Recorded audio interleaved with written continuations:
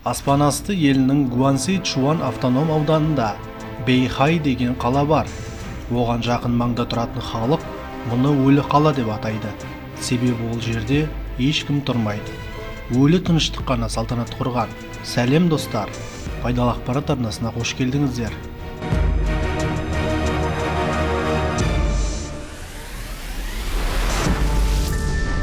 Алғашында бұл қала бай Қытай тұрғындарына арналып салынған еді.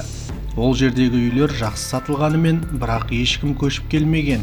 Әліге дейін бұл қаладағы виллаларда шам жанбайды. Бұл жердегі жылжымайтын мүлік иелері күндердің күнінде нарық көтерілуінен дәмеленіп, кезі келіп үйлер сатылып қалар деген үмітте. Әсем безендірілген үйлер қала орталығынан тым қашықта орналасқанына байланысты жаппай сатылмады.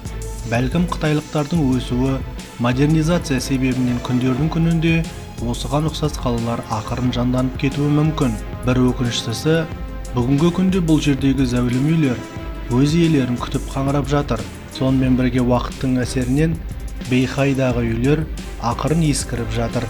Болашақта бұл қалаға адамдардың қоныстануы не қоныстанбауы беймәлім.